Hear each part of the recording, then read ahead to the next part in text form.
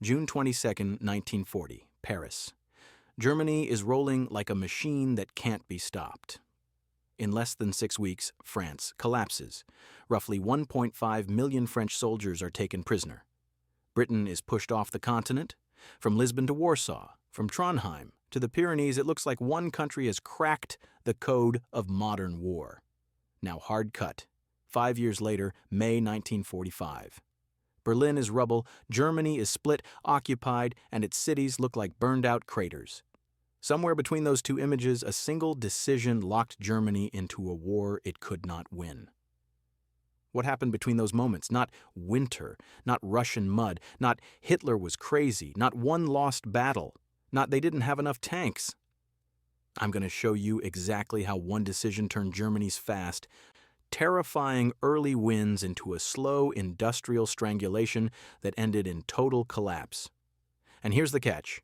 Each failure after that decision made the next failure more likely until Germany was fighting the same war in 3 places at once with less fuel, fewer pilots, fewer ships, fewer options. So the question isn't whether Germany made mistakes. Of course it did. The real question is, could Germany have avoided defeat if this one decision had gone the other way? Stay with me, because by the end you'll understand why Germany didn't lose WWII at Stalingrad or lose WWII at Normandy. It lost it the moment it voluntarily invited the world's biggest factory into the war against it. Drop a comment right now with your guess before I reveal it. What do you think the one decision was? And if you want real history, not myths, subscribe. This channel is about systems, numbers, and the hidden traps inside famous events. All right. Let's get into it. Winter 1941. Germany's one decision wasn't a battle order. It was a declaration. December 11th, 1941. Berlin. Germany declares war on the United States. Why does that matter so much? Because Germany didn't just add another enemy. It activated a different kind of enemy. A continental-scale production engine protected by 2 oceans, capable of turning raw materials into ships, aircraft, trucks, radios, artillery, and fuel at a pace Germany could not match, especially once Britain and the Soviet Union were already in the fight. But first, you need to understand the war Germany thought it was fighting. Germany's strategy was built on speed, quick campaigns, short timelines, knock one enemy out, then turn resources against the next.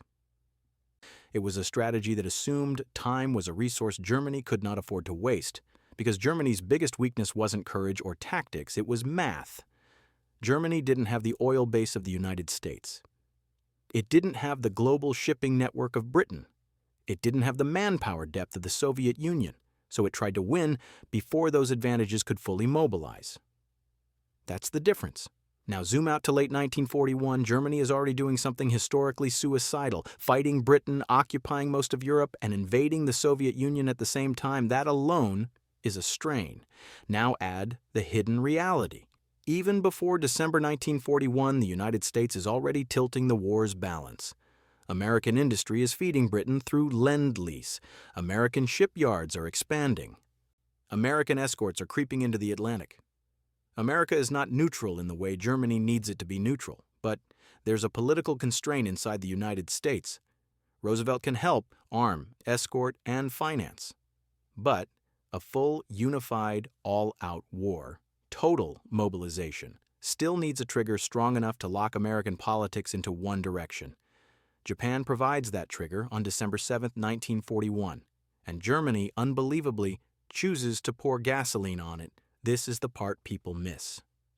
After Pearl Harbor, the United States is guaranteed to go to war with Japan, but it is not automatically guaranteed that the United States will prioritize Germany with the same intensity. That priority, Germany first, still has to be sold, defended, and sustained.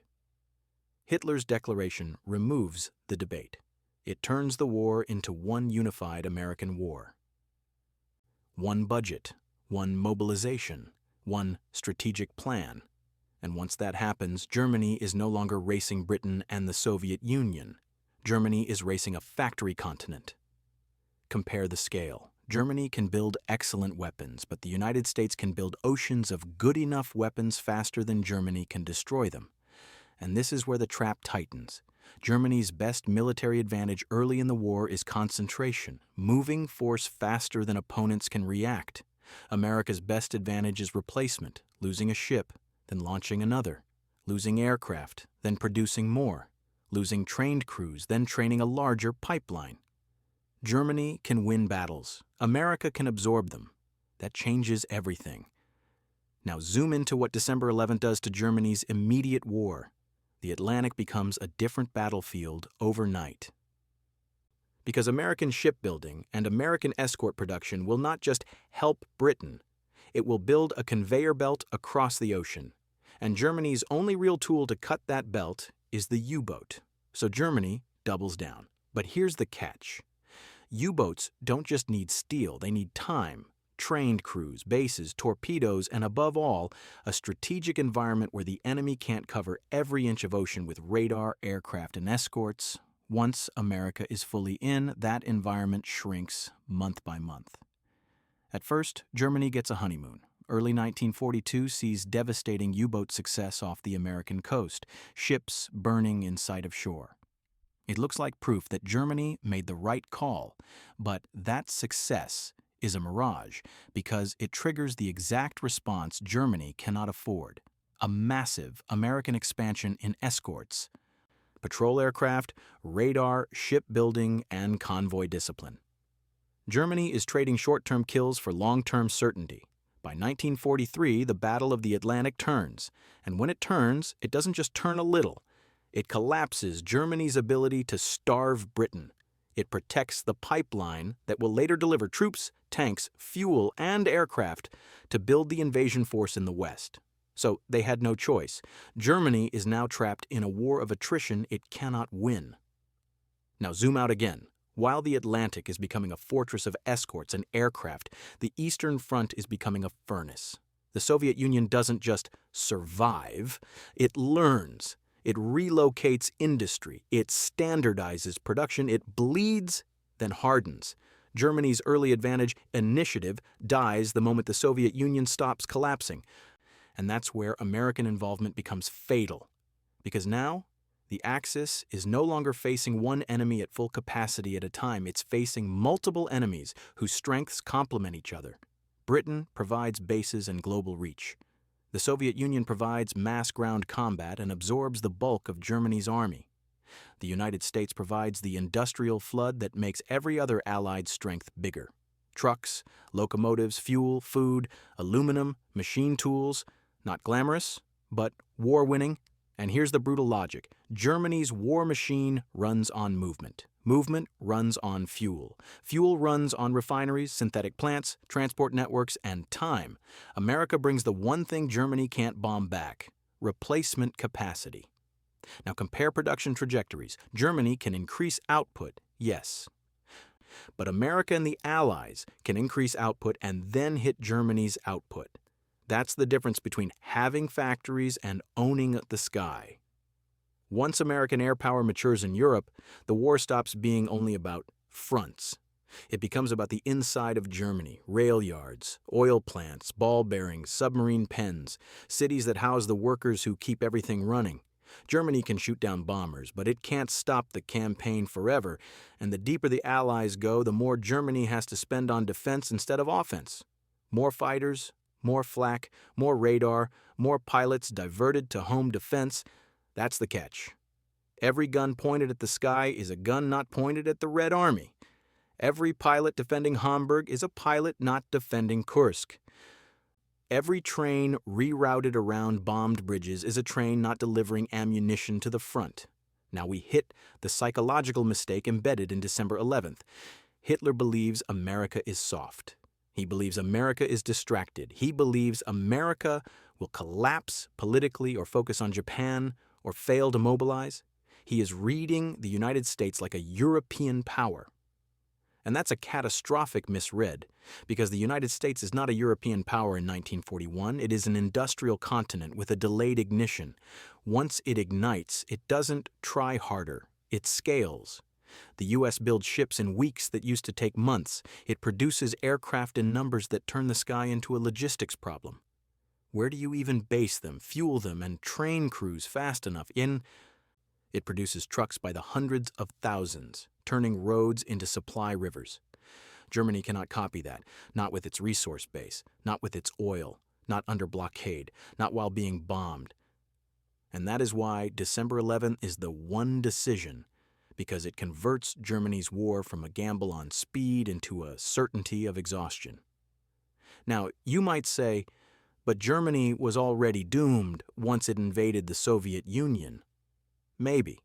But maybe is the point. Without America fully committed against Germany, the war stays inside a narrower industrial ceiling. Britain and the Soviet Union still fight. But the margin, the surplus that turns victory from possible to inevitable, shrinks. With America fully in, the margin becomes overwhelming. And that's what you're about to discover, explains. The Allies didn't just beat Germany with better generals or braver soldiers. They beat Germany by turning the war into a production contest, then turning that production into air power, then turning air power into paralysis. Now zoom into the chain reaction. Germany declares war. America adopts Germany-first strategy and grand planning. The Atlantic pipeline becomes protected and expands. More American material reaches Britain and the Soviet Union. Britain becomes a launch pad, not a besieged island. The Soviet Union becomes a grinder with deeper supply. Then the bombing campaign intensifies. Then Germany must shift resources to defense. Then the Eastern Front weakens. Then Germany loses initiative. Then Germany bleeds out. Each step makes the next one easier. This is the connected failure line. The decision doesn't lose the war overnight. It builds a staircase you can't climb back down. Now here's the part people miss. Even if you remove every famous turning point battle, no Stalingrad is myth, no single day at Normandy is destiny, the underlying trap still closes. Because Germany's core constraint is not tactical brilliance, it's fuel and replacement under pressure. And the moment America is fully mobilized against Germany, those constraints become fatal. Germany can't win a long war against three industrial spheres. It can only hope to win a short one. And by declaring war on the United States, Germany chooses the long war. It chooses it. That's insane when you say it out loud. But that's what happened. Now let's address the obvious objection. Didn't Hitler have to declare war because of alliances with Japan? No. Not in any mechanical, automatic way. Germany and Japan were partners, but their treaty did not force Germany to declare war just because Japan attacked the U.S. Hitler chose it, and he chose it for reasons that look rational in his head. He expects America will already be at war anyway. He wants to show loyalty to Japan. He wants to seize the moment, and he believes U-boats can strangle American shipping before the U.S. can respond. But here's the catch. Even if the U-boats had their best year imaginable, they still cannot sink American production. They can only sink ships. America can build more ships. Germany can't sink shipyards in Detroit or steel in Pittsburgh. Germany is trying to win an industrial war at sea without the ability to strike the industrial core. That's the difference. Now, zoom out to the Allied perspective. Once Germany declares war, American planners can unify the fight. They can standardize weapons, logistics, and training. They can prioritize long-range bombers and escort fighters. They can build the escort fleet that eventually turns the Atlantic into a guarded highway. They can schedule the buildup for the invasion of France like a factory schedule, not a desperate improvisation. And Germany watches this happening year by year, knowing it can't stop it, because to stop it, Germany would need to defeat Britain. To defeat Britain, Germany would need to win in the Atlantic and the air. To win in the air long-term, Germany would need fuel and pilot pipelines that bombing will increasingly disrupt. And to keep fuel, Germany needs its oil system intact. But that oil system becomes the bullseye. Once the Allies focus on oil, synthetic fuel plants, refineries, transport, Germany's ability to move becomes Germany's collapse mechanism. Tanks without fuel are metal. Aircraft without fuel are hangar decorations. Trucks without fuel are roadblocks. Armies without fuel are trapped. So they had no choice. Germany is forced into defensive fights it can't win because its strategic mobility is being cut out from under it. The one decision that lost Germany WWII. It's not what you think because most people point to a battlefield. This is a decision that happens in a room with words, not bullets. A decision that turns Germany's enemies into a single combined system. A decision that erases political friction inside the United States. A decision that transforms aid into war. A decision that turns a difficult Allied victory into an inevitable one. But was it truly decisive? Here's the honest way to see it. Germany could still have lost without it. Germany had already taken on immense risk, but without December 11th, Germany's best hope, however slim, is to keep the war politically fragmented, to keep America focused on Japan, to keep Britain under pressure with fewer resources, to keep the Soviet Union facing a tighter supply ceiling, to keep the Western buildup slower, to keep the bombing campaign less saturated. December 11th destroys that hope. It collapses the political variables into one direction, and in war, collapsing variables is everything. Now let's end where we began. June 1940, Paris falls. Germany looks unstoppable. May 1945, Berlin falls. Germany is finished. The one decision is the hinge between a short war fantasy and a long war reality. December 11, 1941, Germany declares war on the United States. That is the moment Germany turns a European conquest war into a global industrial war against the largest production power on Earth, while already locked in a life-or-death fight with Britain and the Soviet Union. And once you see the war that way, the rest of the timeline stops looking mysterious. The defeats aren't random. They're symptoms. The Atlantic becomes safer for the Allies. The supplies keep flowing. The bombing tightens the noose. The fuel dries up. The fronts collapse. Now I'm going to force you into the same choice Hitler made because it reveals the trap.